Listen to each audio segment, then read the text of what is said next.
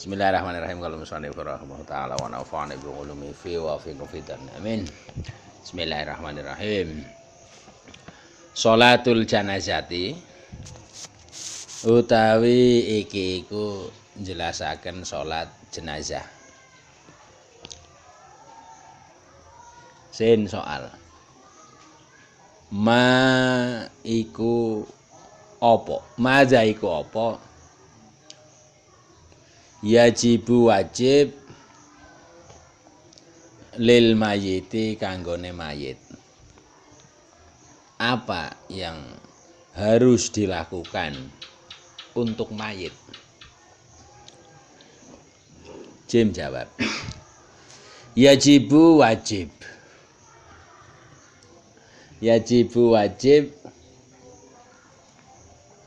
lil mayiti lahu kanggone mayit apa tajhizu apa at-tajhizu ngrumat atau ngulesi ana ngramut kadang ya intine ya ngrumat dirumat wa huwa hale utawi at-tajhiz iku ghusluhu ngedusi mayit karena ora iso adus dhewek ya.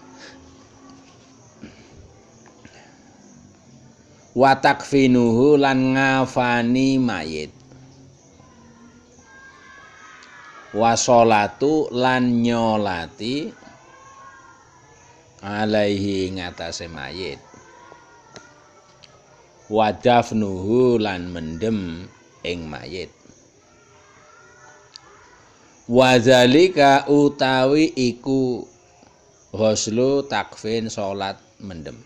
Mandikan, mengkafankan, menyolatkan dan menguburkan kuluhu ya sekabehane zalik iku fardu kifayatin, fardu kifayah hukume.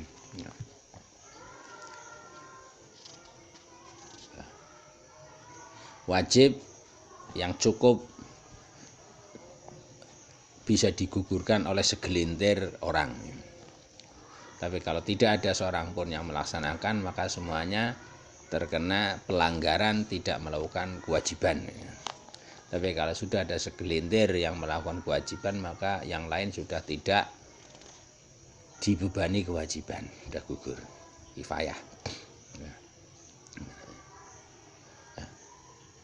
Bisa jadi nanti ngibadah fardu ain karo fardu kifayah, ini pahalanya lebih banyak fardu kifayah.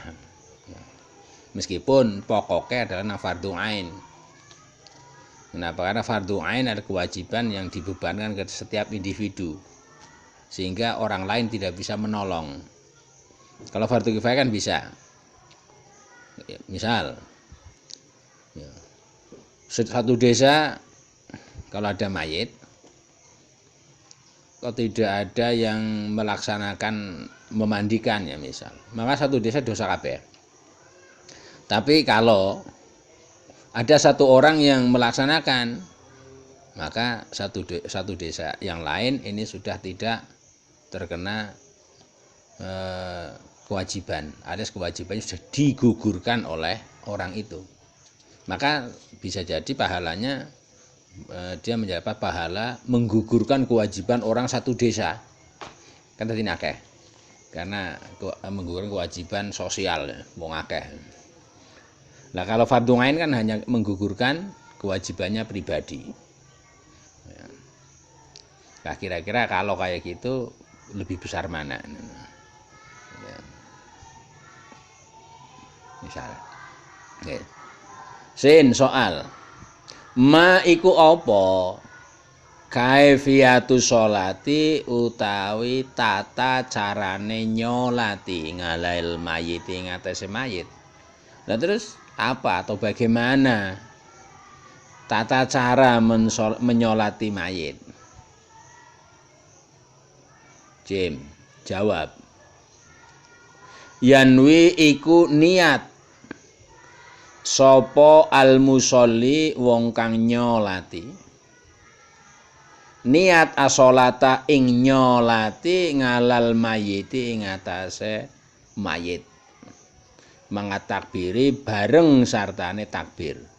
Yang pertama caranya ketika dia takbirat pertama dia niat mensolatkan mayit yang disolati. Ya siapa? Ya siapa?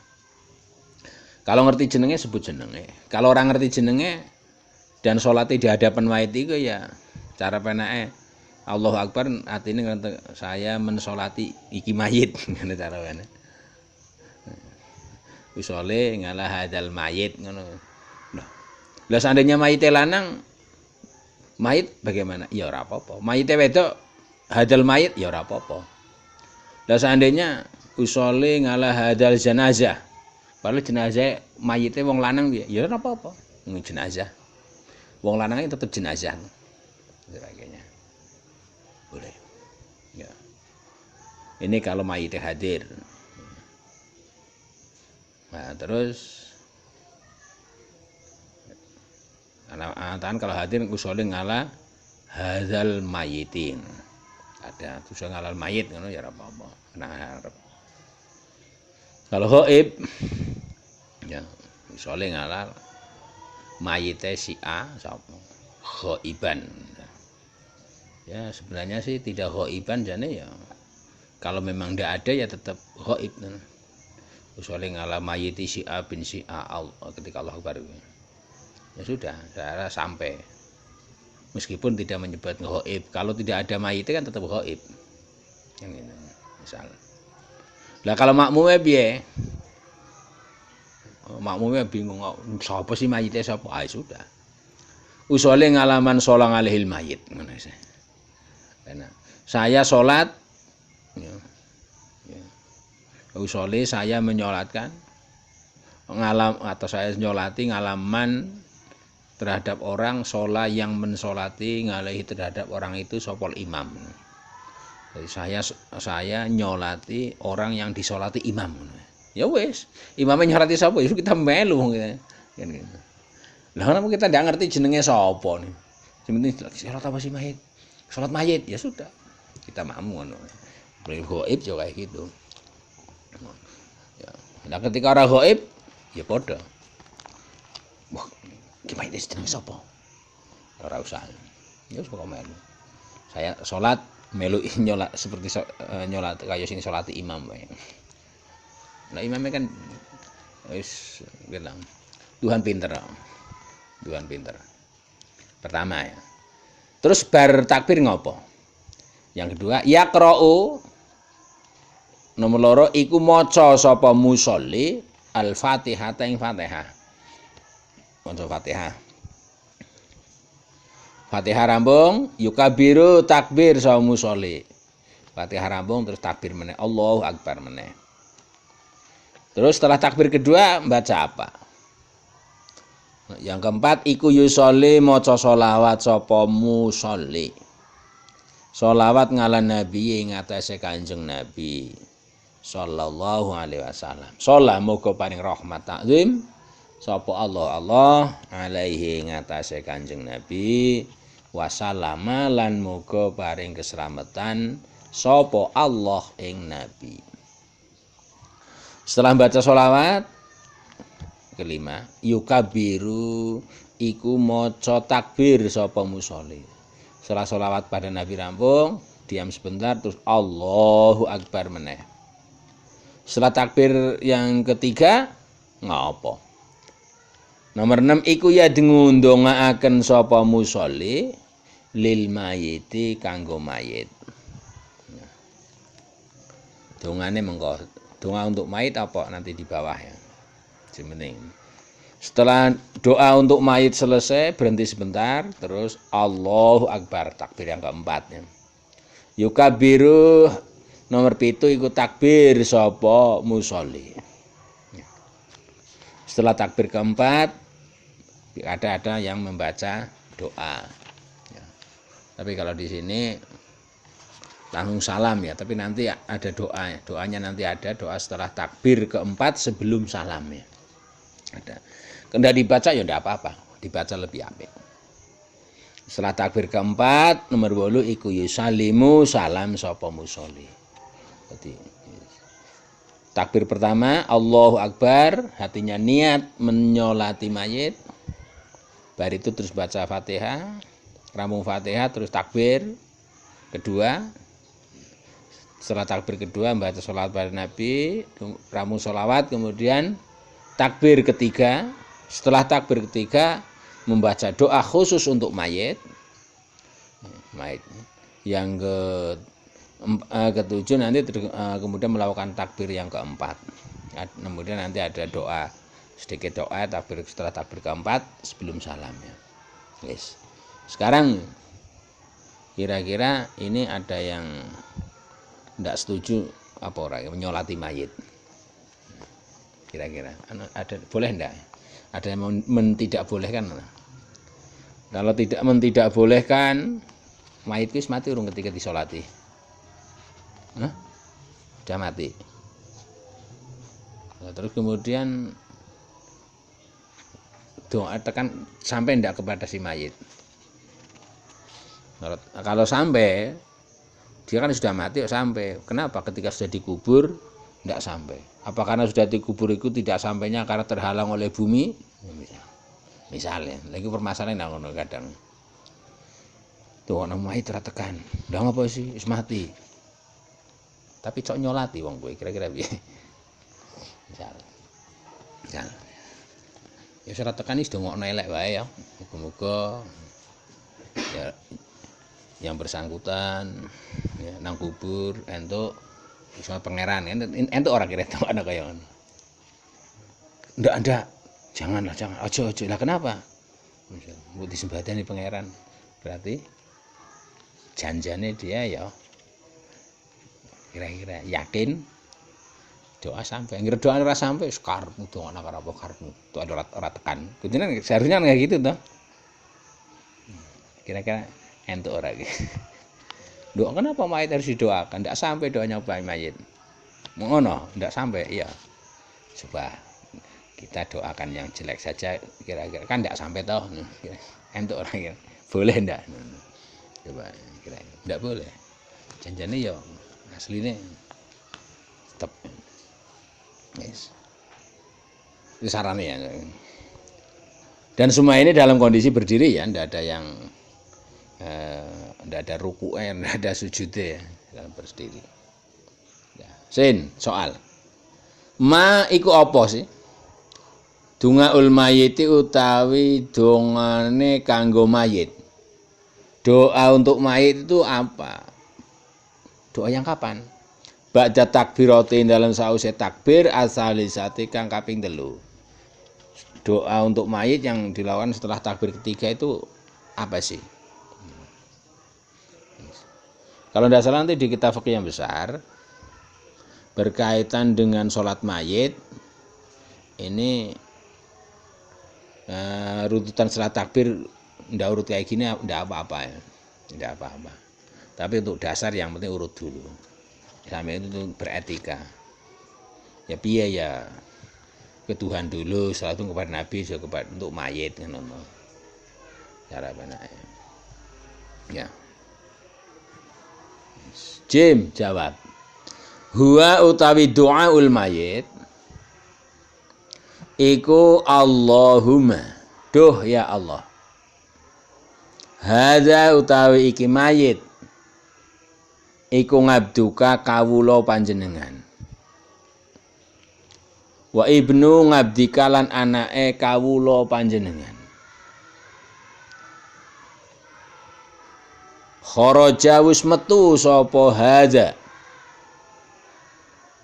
min rauhid dunya saking jembare dunya.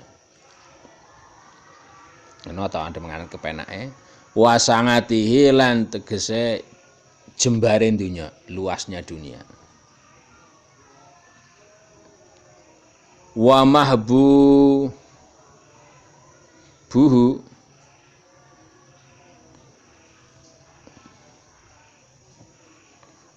mahbubu apa mahbubihi? Mahbubuhu ya. Sampeyan apa bon? Bu.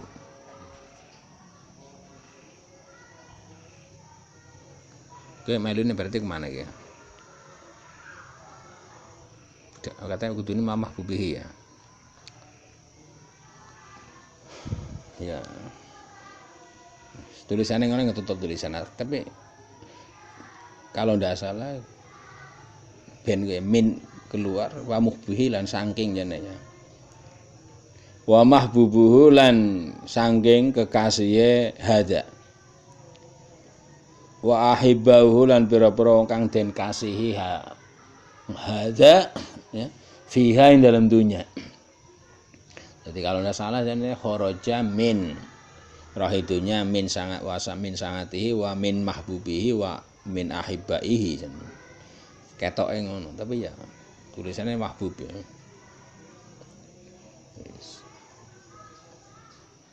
Keluar ila zulmatil qabri nuju marang petenge kubur.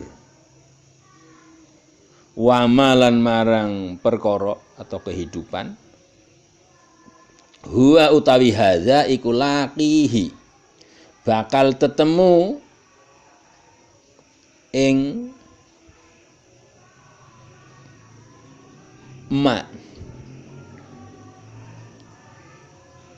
kana ana sapa hadza hadzane mayit ya iku yasyhadu naqsani sapa hadza an sak temene kelakuan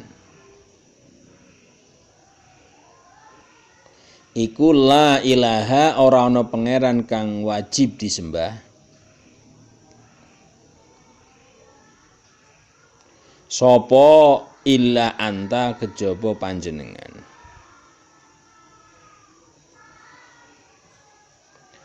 Wa anna Muhammadan lan sak temene Kanjeng Nabi Muhammad iku ngabduka kawula panjenengan.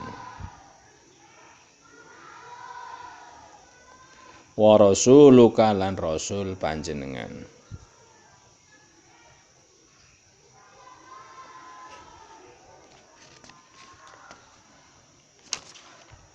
Wa anta hale utawi panjenengan kene Allah ya dimaksud kamu Allah ya.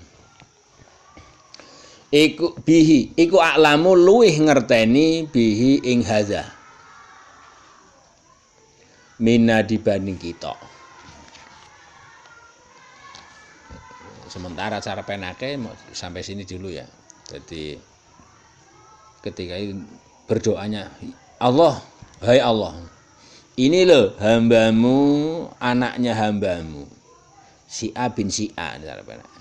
Ini telah keluar dari lapang dan luasnya dunia. Dia keluar meninggalkan orang yang dikasihani dan para kekasih yang ada di dunia menuju kubur, menuju gelapnya kubur. Dan menuju apa yang dia akan temui nanti. Namun karena yasyhadu alaihi, namun dia bersaksi bahwa tiada Tuhan kecuali Engkau Allah dan bersaksi bahwa Muhammad adalah hambamu serta utusanmu.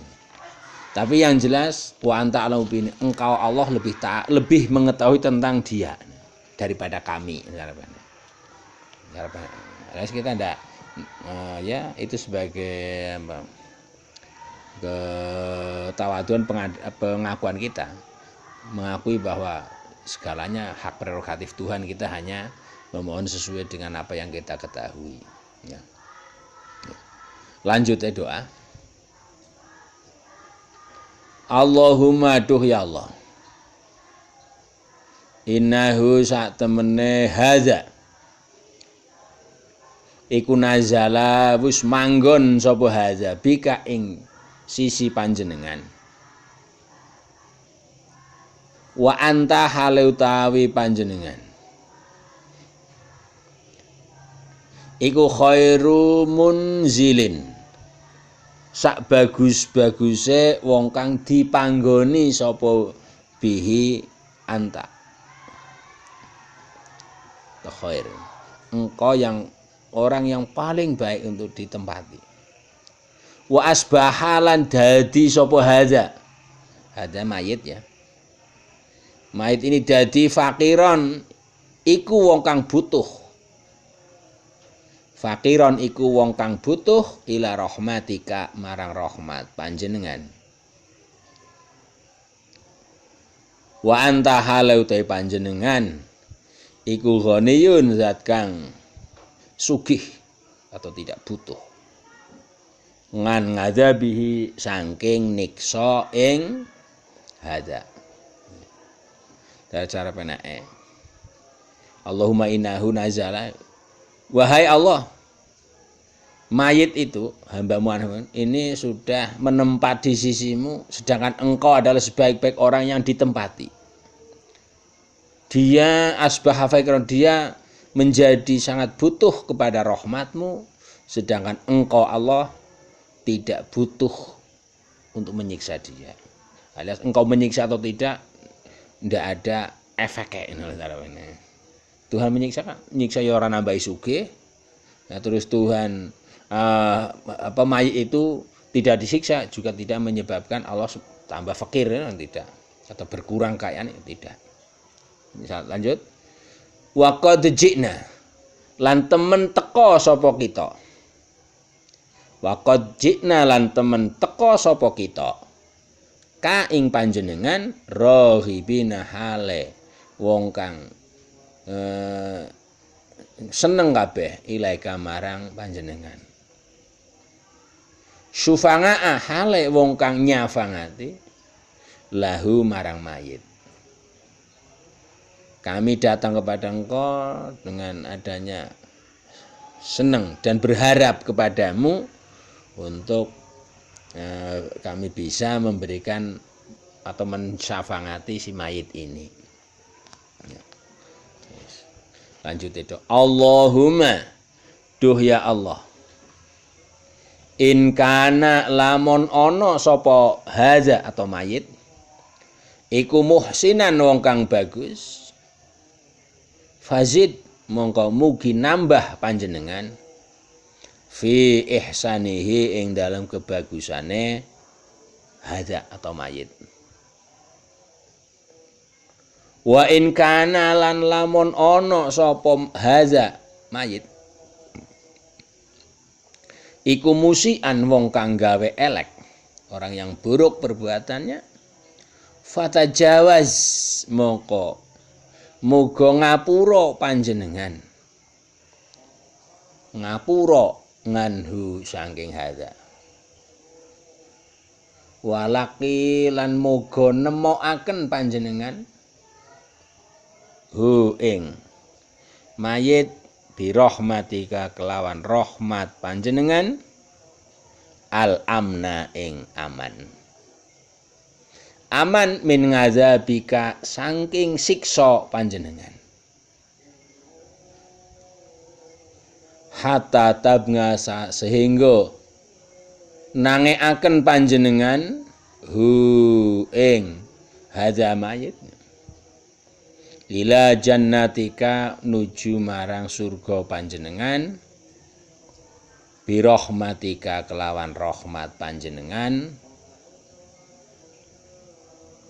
ya arhamar rahimin we sakwelase zat kang welas kabeh. Selanjutnya bermohon ya, karena kita tidak ngerti, minta pada Tuhan, Gusti, jika mayit ini orang yang berbaik amal perbuatannya maka tambahlah kebaikannya. Tapi jika mayit ini adalah orang yang jelek perbuatannya, fatajawazan maka ampunilah dia. Dan walakihi birahmatika, dan pertemukanlah dia dengan rahmatmu, pertemukan al-amna keamanan.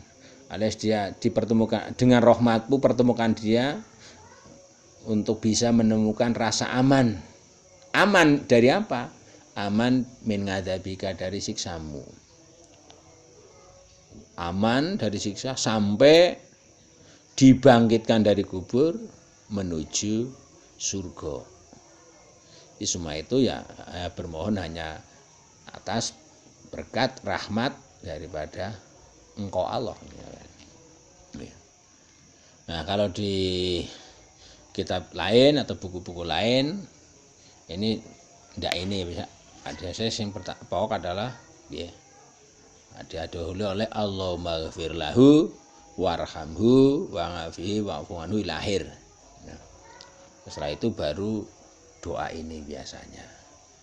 Tapi di sini langsung ini ya tidak masalah. Semuanya baik, semuanya untuk mendoakan pada mayitnya. Jadi wah masa ini gini, itu kayak gitu, enggak lah apik-apik. Dan yang lebih baik lagi dikumpulkan dan doanya kabeh dikumpulna ya untuk mayit ya. Luwih apik. Didukung oleh keikhlasan dari relung hati kita yang melakukan. Itu lebih baik gitu. Ya. Jadi tidak usah dipermasalahkan lah isinya. Kalau ini kedawan dipotong meneh ya kena. Allahumma firlahu Allahumma firlahu wa'fu anhu in kana musiran ya rampun.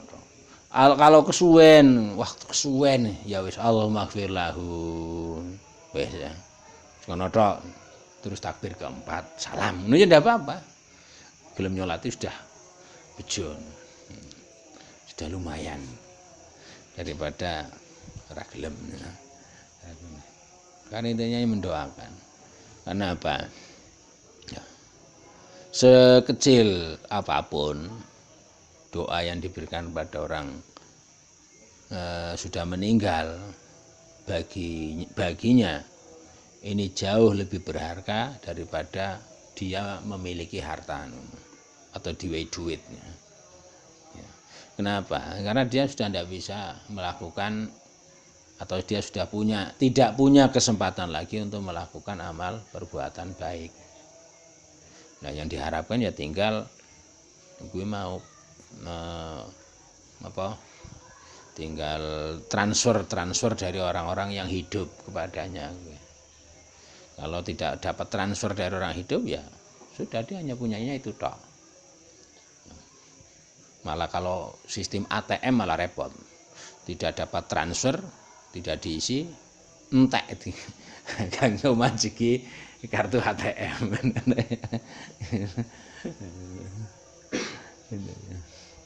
Nah, sehingga saya rasa ya mayit jawabannya seperti kita, karena kita sekarang masih butuh duit. Kalau kita dapat transfer duit ya senang. Nah, karena mereka tidak butuh duit, tapi butuh perbuatan baik tapi sudah tidak bisa melakukan.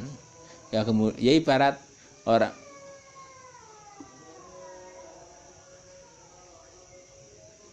orang butuh duit, kalau dia sudah tidak bisa bekerja terus dikirimi duit kayak apa senengnya. Nah, sekarang dibalik orang yang butuh amal baik, dia sudah tidak bisa berbuat, kok terus dikirimi, ditransfer amal baik, kira-kira kayak apa bahagianya? Lo kayak tahu mati, yang tahu mati orang bisa ngomong bener sampean. Andurun tahu mati kan malah masih bisa ngomong. Nah, ya benar. Ya. Karena apa? Ya duit, kalau dikirimi duit untuk apa? Dia ndak butuh jajan. Karena benar ya. Wong kelambi kain disangoni kain segitu saja ndak pernah ganti. Dan ndak pernah minta jalur ganti ya. Tapi yang dilalah bertahun-tahun, berpuluh-puluh tahun, kalau memang amal perbuatan yang dia tabung di situ Tuhan ini baik, tidak pernah kotor, baju segitu malah kadang tambah bersih. Nah, buktinya ya saya rasa ini bukan hanya dilalah ya mungkin harapannya. Coba ketika pas ada kejadian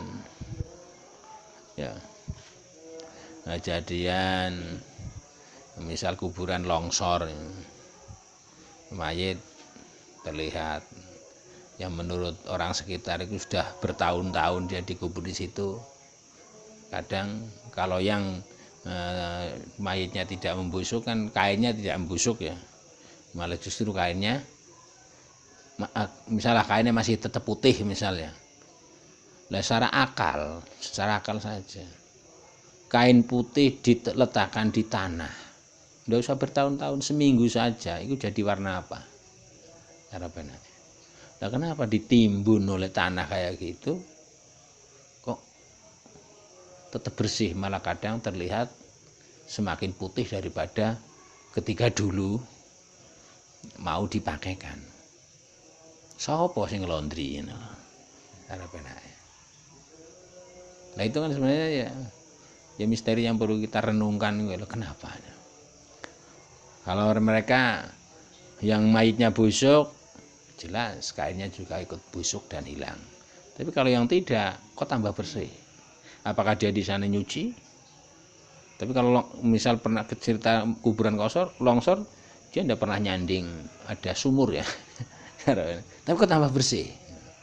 Kalau tidak tambah bersih, tapi kok tidak kotor? Lah sebabnya apa?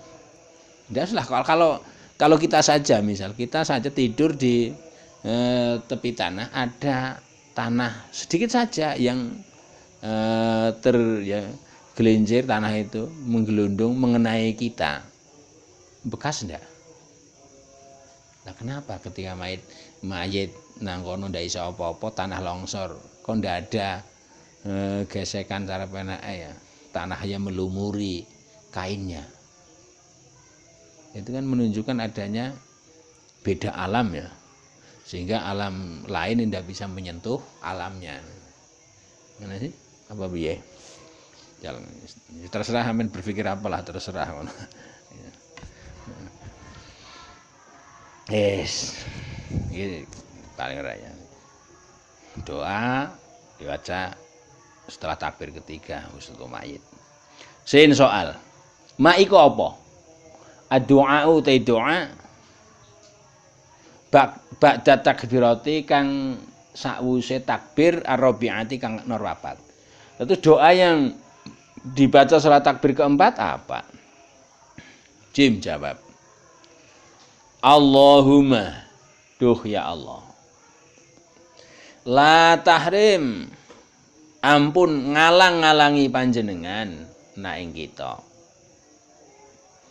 ajrohu ing ganjarane mayit yang disolati atau hadal. Wala taftinna, lan ojo mitnah panjenengan.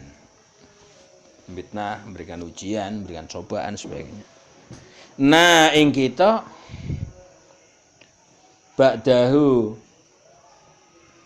ing dalem sakwuse matine mayit, setelah kematiannya. Waghfir, lan mugi ngapura panjenengan lahu marang mayit. Waghfir ya, lana ya. Waghfir mugi ngapura panjenengan lana marang kita, walahu lan marang mayit.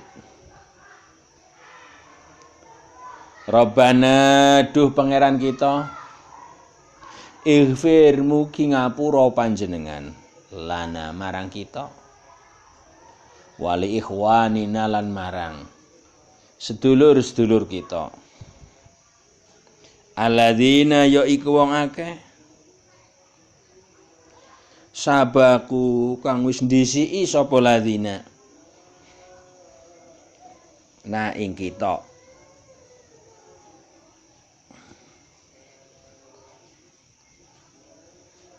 ndisiki bil imane lan imane. Wala taj'al, lan ampun dadekaken panjenengan, wala taj'alan ampun dadekaken panjenengan, fi qulubina ing dalem jero ati kita, ghilan ing pengunek-unek rasa dendam, rasa dengki ya, pokoknya hal-hal yang tidak baik. Jadi memikirkan hal-hal yang tidak baik, yang negatif, lilladzina marang wong akeh amanu kang padha iman sapa ladzina. Rabbana, duh pangeran kita, innaka sak temene panjenengan iku raufun, zat banget kang banget welase, rahimun tegese asih. Yang keempat, ini kita meminta agar Allah tidak menghalang-halangi kita dari pahalanya mayit. Ya ini bisa jadi dengan wujud nanti Misal kalau mayit pernah sedekah ya kita bisa melanjutkan apa yang dulu diinfakkan di dekat mayit. Cara penae. Ya bisa.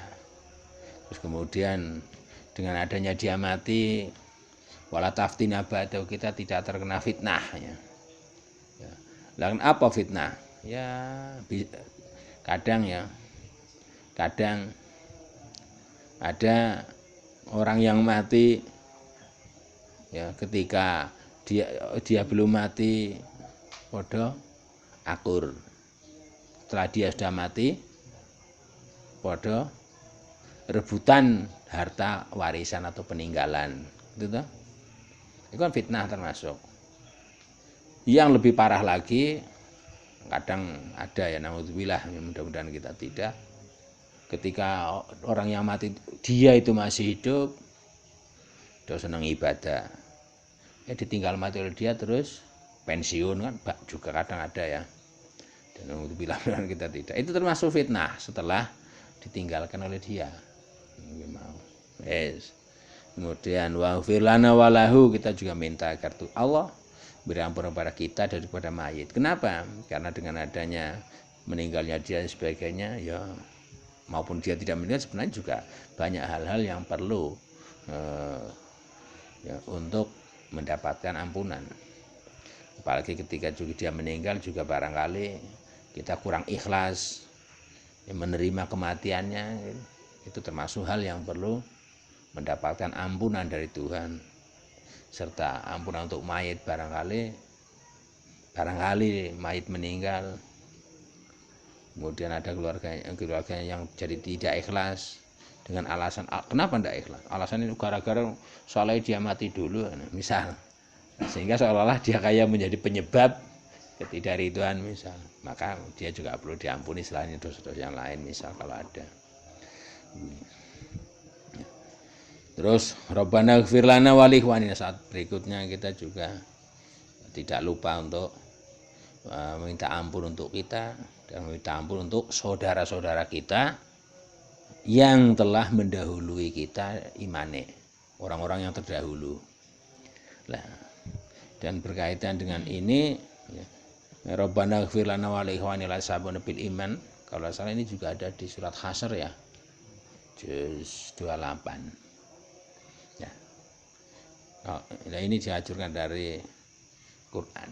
Ya, ini menunjukkan bahwa apa? Ya paling tidak kalau Al-Quran mengajar pada kita untuk meminta ampun untuk kita dan untuk orang-orang yang terdahulu, ini menunjukkan bahwa doa untuk orang-orang yang mati ini sudah sampai. Kalau tidak sampai, kenapa Al-Quran mengajarkan kayak gitu? Mubazir cara penak ya. Ya kalau ya berarti kan sampai. Ya. Misal. Lah kenapa kalau orang-orang yang mendahulu kita dengan iman, sudah banyak orang yang kembali ke hadirat Tuhan dan meninggalkan kehidupan dunia ini. Misal, selanjutnya kita juga bermohon agar hati kita ini tidak ada ya, ganjalan-ganjalan untuk berbuat buruk dan memburukkan, serta ya, melakukan keburukan, baik burukan dohir maupun batin terhadap orang-orang iman, khususnya yang masih hidup maupun yang sudah meninggal. Kenapa? Karena seringkali kita ngunek-ngunek piye. Ya bisa jadi ya. Kira-kira ya, kayak kecil kamu. Kira-kira. Kalau kita nyolati ana wong mati, kita melu nyolati, terus kemudian kita ngelak orang aku, kira-kira piye? Ana banyak ngene ngono wah melu nyolati kok kere biasane sono minumane ora ngono kan. Iku ngunak-unak. Atau meneh bisa jadi mayit matine ngono. Wah iku cilaka. Itu termasuk dia juga. Atau mayitnya melase. Lah apa sih? Wah kae keluargane tinggal do kaya ngono ki malah. Jangan. Itu termasuk ngunak-unak elek ya. Urung lebih yang lebih besar lagi ngono elek ya. Nah kenapa kita harus bermohon kepada Tuhan kayak gitu? Ya karena Tuhanlah yang zat maha belas kasih, sangat sayang. Bahkan dalam hadis melebihi sayangnya ibu atau induk kepada anaknya. Lah apa? Barangkali kalau kita melihat binatang lah yang katanya tidak punya akal ya, hanya menggunakan insting sebagainya, ketika mereka menyusui anaknya, ya kira dia mundur atau sebagainya, kadang dia mengangkat kaki belakang hanya karena khawatir akan menginjak ya anaknya yang lagi menyusui. Itu termasuk bagian daripada bentuk Raufur Rahim, ya, belas kasihan induk kepada anak yang kayak gitu. Bahkan seorang ibu yang benar-benar sifat keibuannya ini begitu besar, sampai mbok dia lapar, ya, anaknya kecil ini ya minta, ya, dia mau berani mengalah untuk tidak makan dan diberikan kepada anak. Kasih sayang yang kayak gitu ini belum seberapa jika dibandingkan dengan sifat Rauf dan Rahimnya Tuhan. Oleh sebab itu, kalau kita meminta kepada ibu yang berbelas kasihan kayak gitu, ini bisa dikatakan tidak mungkin akan hampa tangan. Lebih-lebih ketika kita bermohon kepada yang sangat kasih sayang, mesti akan dikabulkan. Ya. Yes, hanya saja kadang kita mau kemarin nanti nang iki panam tasir. Biasanya yang mana kita apa namong itu. Kita biasanya itu njaluk karo pangeran itu ketika apa? Tapi tidak pernah ingat Tuhan ketika dalam waktu longgar ya. Sehingga ketika waktu sempit Tuhan tidak mengenal kita. Tafsir ya Merin ya.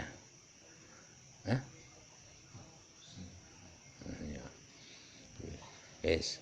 Sin soal. Maiko apa dafnu tai mendem mayit? Jim jawab, huwa utai dafnu iku wadngul mayiti, nyelehaken mayit, meletakkan mayit fi qabrin ing dalam kuburan. Ngumquhu utawi jerone kubur iku komatun sak dedege wong, wabas tatunan sak pengawe ngerti ngadeg kayak wong silem kae wong ya ketika orang itu tenggelam ya itu kan arep kan karo ngawe-awe ngene ya. Lah ya kira-kira segitu. Itu lebih amane, lebih aman. Aman apa ya? Aman dari nanti penciuman binatang buas cara benake. Dan juga seandainya membusuk ya aman, karena dalam ketebalan segitu insya Allah ya secara umumnya ini tidak akan baunya ini bisa menembus ketebalan bumi setebal itu. Ini jika mungkin. Tapi kalau memang belum segitu, kalau sudah keras, bebatuan, atau sebelum itu kalau sudah terus sudah air mengeluarkan kubur itu sudah mengeluarkan air terus, ya sudah, gimana lagi? Di dalam lagi malah nanti semakin deras ya misalnya, ya sudah, tidak sampai segitu misal, kiraman. Itu kan lebih amannya dan lebih nyamannya setelah samping itu juga ya kalau setebal itu ini seandainya terjadi nanti kayu-kayu penyangga yang ada di atas mayit itu sudah keropos banyak untuk kemungkinan ambles ya, ini kan tidak begitu banget lah ya. Biasanya malah kadang ada yang tidak amblesan itu kan, jika tanahnya strukturnya lagi kuat gitu. Nah, diletakkan di kuburan yang sedalam itu. Asal ngeledak, asal meletak enggak. Mustaqbilal kiblati hale madhep kiblat. Dengan dihadapkan ke arah kiblat ya. Apa ya turun miring ya. Bagian tengen di bawah ya menghadap sana, kepala berarti kalau Indonesia kepala di sebelah utara ya berarti. Dan pipi kanan ini ditempelkan ke tanah, dibuka berarti kafannya dibuka, dan begitu juga telapak kaki juga dibuka untuk mancat jenenge apa gue? Iya bahasa Indonesia ini apa gue? Mancal tanah lamping kubur sebelah sana. Itu. Ya. Nah sayangnya lagi mau kenapa kalau ada kubur longsor kok dia kemulan rapet, ya siapa yang ngemuli? Itu kan jadi apa meneh ya, itu misteri berikut yang perlu kita renungkan dan sulit untuk kita temukan, tapi kenyataan ya, dia longsor bagian kepala yang seharusnya karena kan ketika dikubur itu ditempelkan seharusnya kan terbuka, enggak. Kalau longsor sebelah kaki, kenapa kaki juga tertutup? Siapa yang menutup? Kira-kira itu kan misteri. Apa dia nutup sendiri, ruangnya segitu. Nah itu lah. Yang jelas beda alam dengan kita. Dan harus ditanyakan. Nanti kenyataan biasanya kayak gitu. Wallahu a'lam bishawab.